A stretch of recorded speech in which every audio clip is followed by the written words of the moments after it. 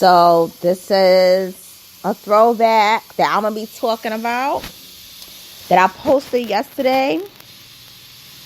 Shout out to everyone that's been rocking with me since 2017, 2018, 2019, 2020, 2021, 2022, and 2023. Let's get into it.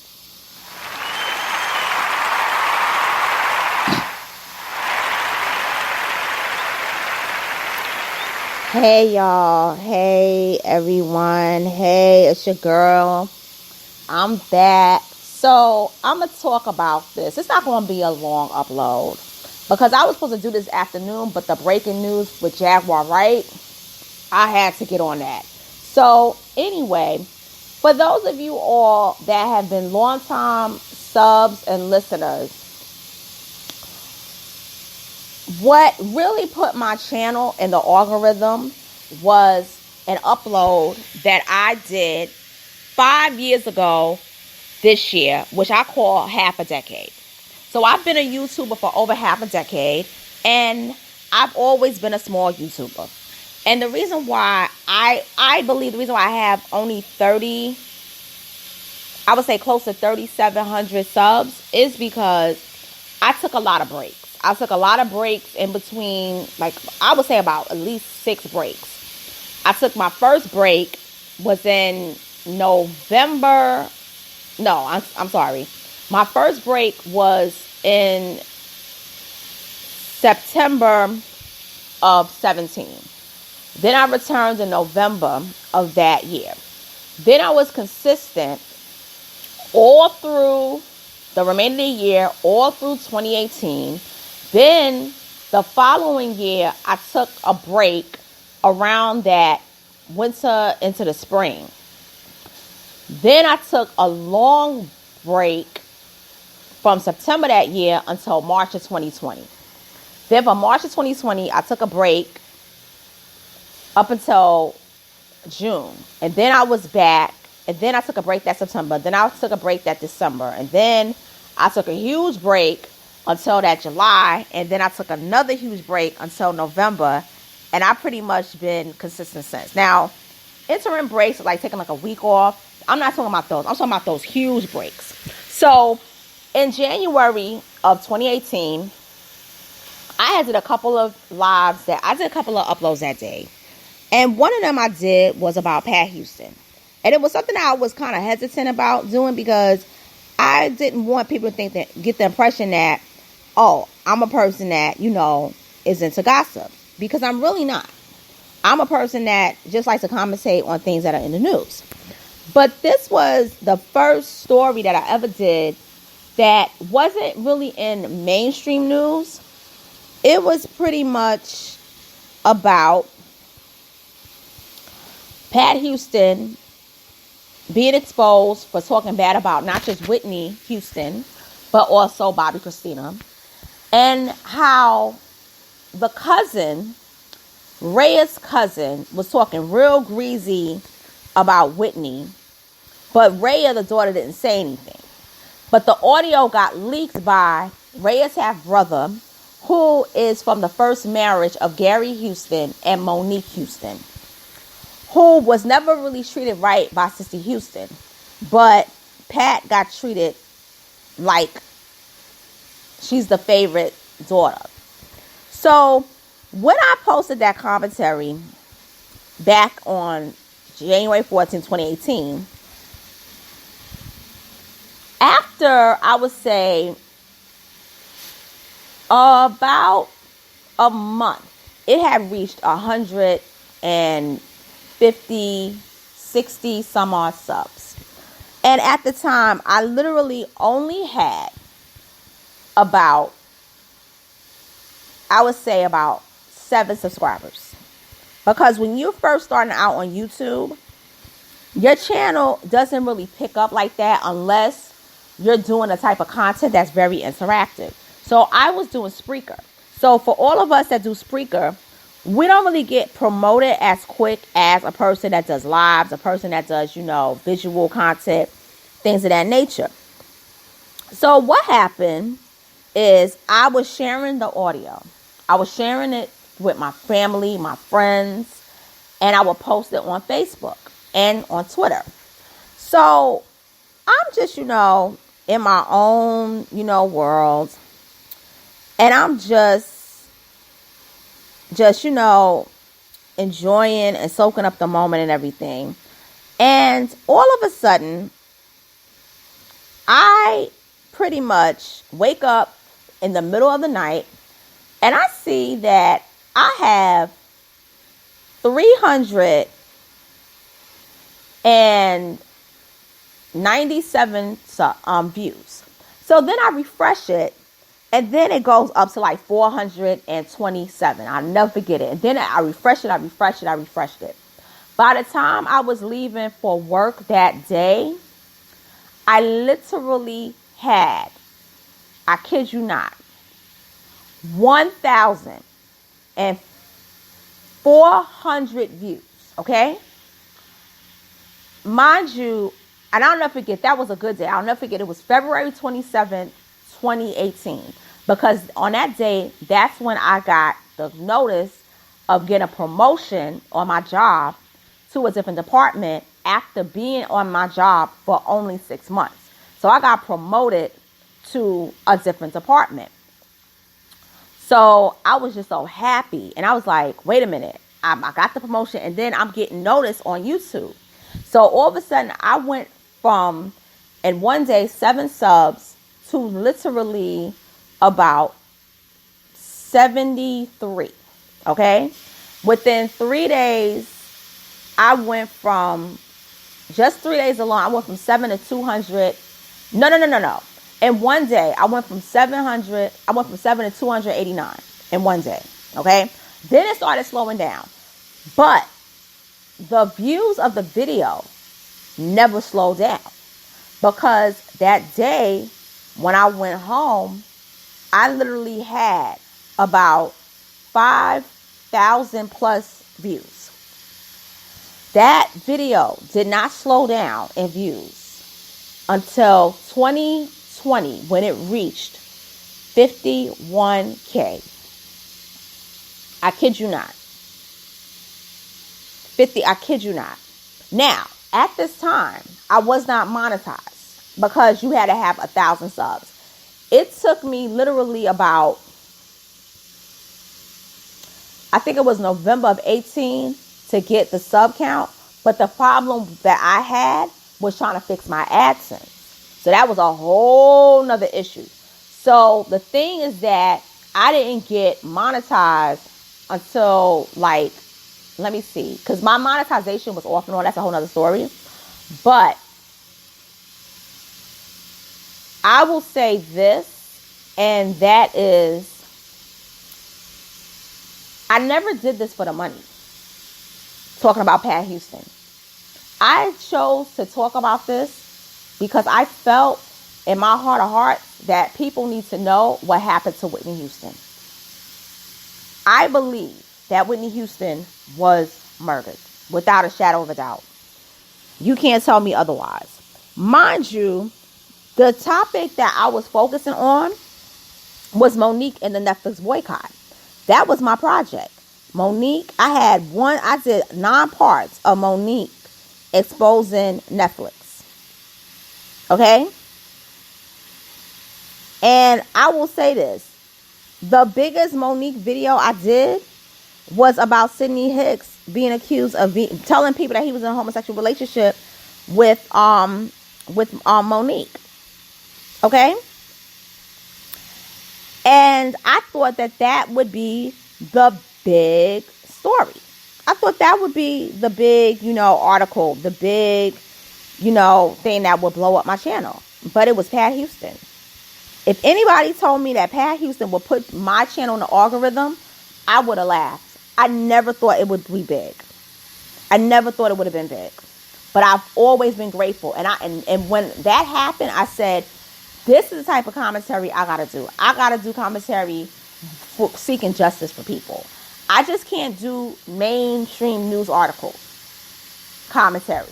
I got to talk about things that most people aren't going to talk about. So if you look through the history of my channel, you'll see that the views are all over the place. Like, I'll have, highs, I'll have real highs, I'll have, mid, plateau. Then I'll have some low views and everything. And that's because I just talk about anything that comes to my mind. A lot of times, I've had subscribers tell me they wasn't getting the notifications, okay? But yet and still, the button, they press the button. And that's the truth. And what it is that YouTube will recommend a video, a live, or an upload if the demographic matches the subs. So for instance, let's say I'm doing a video, doing a commentary about Monique. My channel subs are between the ages of 34 and 53. So Monique is going to attract views. It's going to attract the subs, and it's going to attract probably other people. Tim Norman, Sweetie Pies, that's in that group range. Okay? Let me see who else. Yvette Carnell, The Apology, that's going to attract that group. Star Tasha K, that's going to attract that group, and so forth. But if I do commentary about Cardi B, it doesn't get that many views because my demographic is not between the ages of 20 and 23 or 18 and 33. If it was, it would get the views. So that's what it is. So once I started figuring that, I was like, okay, but still, if I want to talk about it, I'll talk about it. But then if you notice, I don't really talk about Cardi B except for when it came to Tasha K. So back to the pathouston upload. You guys really supported me on that. You really did. And I never spoke about her again until this week. And I felt that it had to be done because it was something that, in my opinion, needed to have been said. And ever since then, that same year, do you know that she released that Whitney documentary where she lied on Dionne Warwick's sister and saying that she emmed not only Whitney but her siblings, and it received backlash? Yeah. And a lot of people don't like her for that because that was foul what she did. And the thing about it is that I don't like her. I think she's a horrible person. And I think that she's an individual that, in my opinion, I think she needs to repent for the evil that she's done. If you was to have heard that tape, which I'm going to tell you, the reason why the link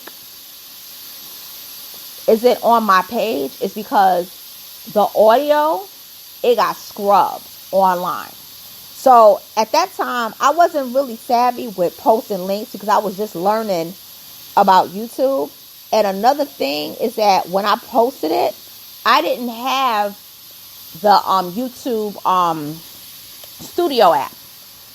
I didn't get the YouTube Studio app until the spring of 2018. So I wasn't posting links. When I looked for that audio to post, it got clean. Okay?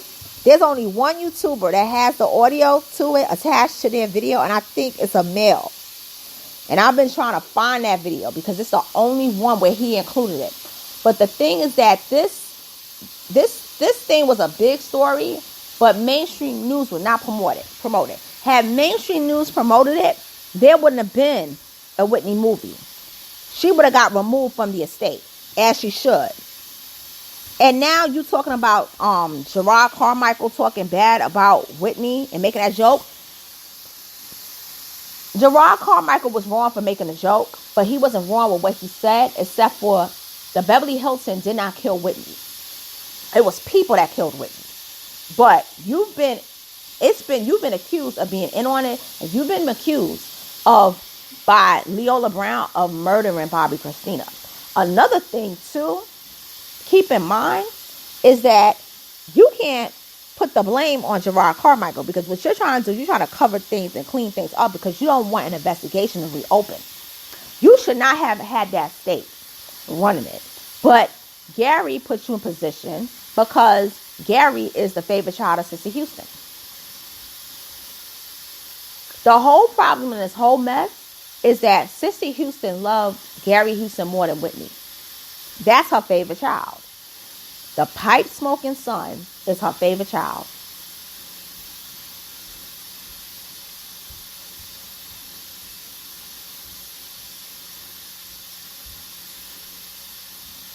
That is sad. That is sad. And to a point, I feel sorry for the daughter, but the daughter's doing her own thing. She's a bodybuilder now. She's competitive.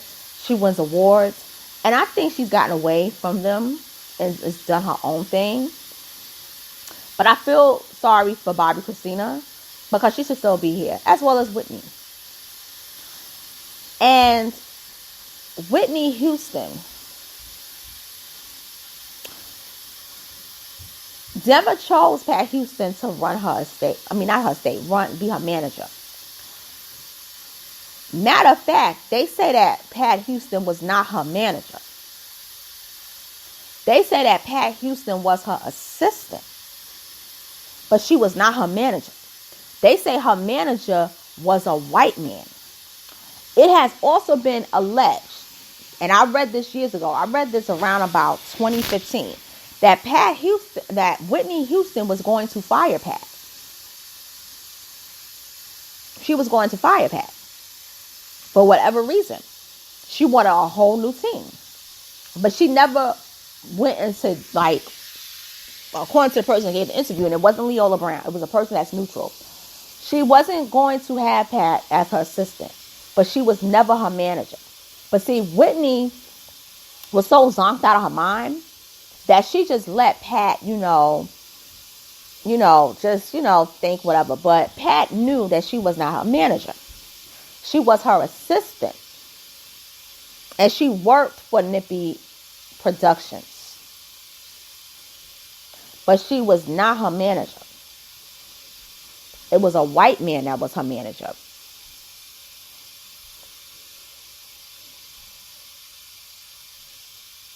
Because you know why?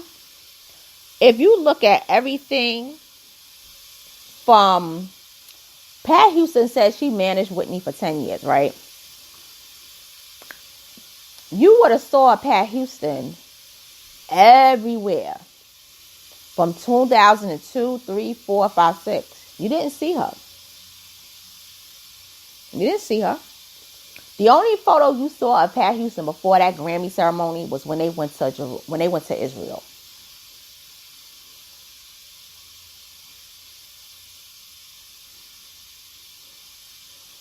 That's the only one. And I'm just going by research. But you don't really see Pat in other places. You don't really see Pat around her like other people who actually was part of that team. But what Whitney should have done, and I'm going to be honest with you, and I'm all for having family around, and I'm all for having black people around me, working with me. But if you see somebody in culture, like I said 5 years ago, and you could listen to it. I said it 5 years ago on this very day. If you see your family a bunch of snakes, do not have them near you in business, especially if you know that they are jealous of you. Now, I'm going to read to you what a subscriber wrote. And this is what they said, because this was very poignant. And I'm going to read it.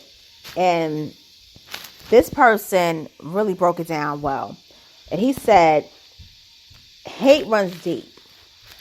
Remember who Pat is married to. Gary Garland cringed when asked how he felt being Britney's background singer.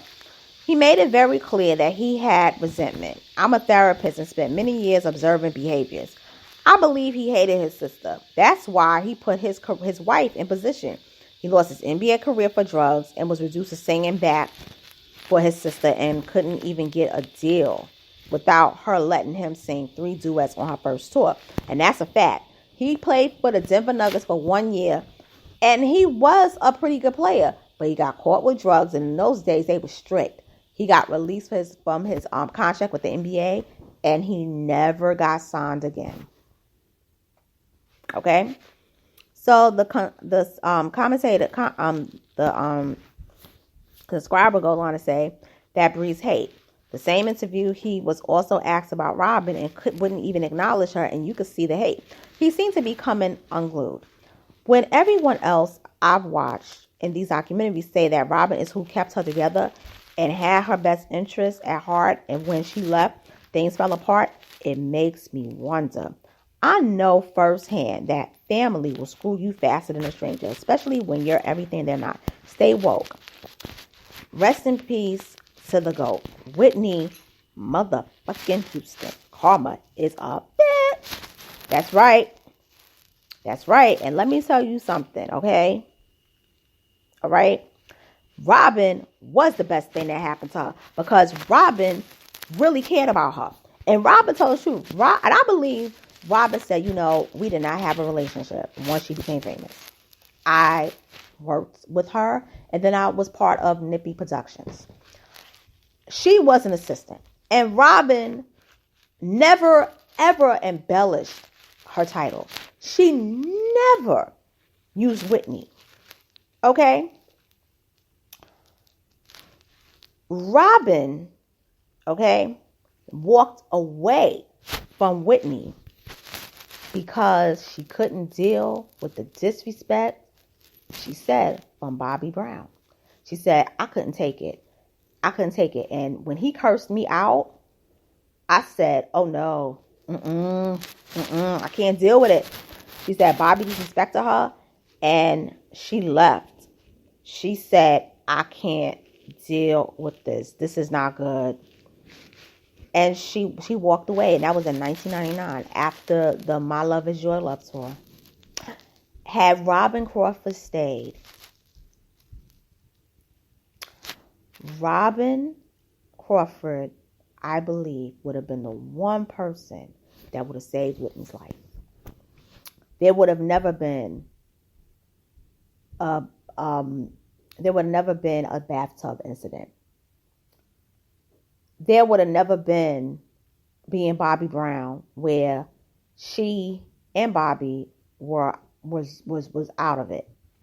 There would have never been the spoofs for Mad TV. None of that would have happened. They weren't doing that to her until Robin Crawford left. And it wasn't Robin Crawford selling stories, because she never did. But Robin Crawford had to walk away. But the worst thing about her walking away, it paved the way for Marion Patricia Watson Garland Houston to enter into Whitney's life and to work for her. And we all know what happened and what has happened, and God knows what else.